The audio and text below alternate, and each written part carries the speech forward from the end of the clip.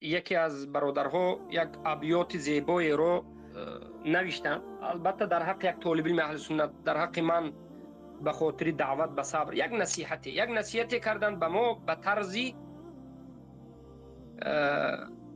ابیات، به طرز شعر ما رو یک نصیحت دلبرداری و از این حالت مشقت و رنجی که در دعوت است در این راه ما رو به صبر دعوت کردند.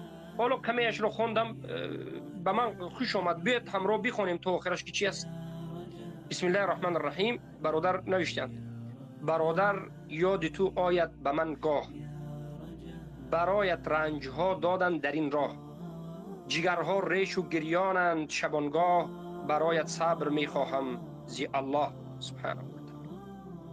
زی هر سو سنگ زنند این اهل بدعت، کشن ما را به جاهی تنگ و ذلت، یکی با کبر دیگر با حب ملت، برایت صبر می خواهم زی الله. تو هستی پیروی قرآن و سنت، تو هستی مهربان بر اهل امت، بکن دعوت به ما با خیر و حکمت، برایت صبر می خواهم زی الله.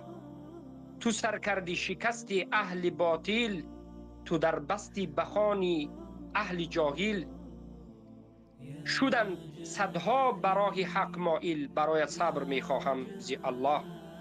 اگرچه پور شدند این کم شموران، شدند گمراه زی حق مانند کوران، زی کاری کردشان ما گشته حیران، برایت صبر می خواهم زی الله.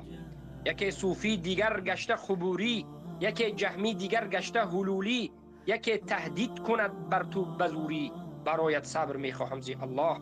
به الله دست بالا کرده گویم، به حق توحید را ما جستجویم، به حق توحید را ما جستجویم، ذکاری زشت و ناحق دست شویم، برایت صبر می خواهم زی الله. اگرچه نیستم یک جا در عالم، شود توحید چراغ راه آدم، کند الله نصیب سرجم در آن دم، برایت صبر می خواهم زی الله. همه در راه حق کشتی سواریم، به منهج در رهش ما سهم گذاریم، که بر ما داده است الله توحید، همه وقت بحر او ثابت قراریم.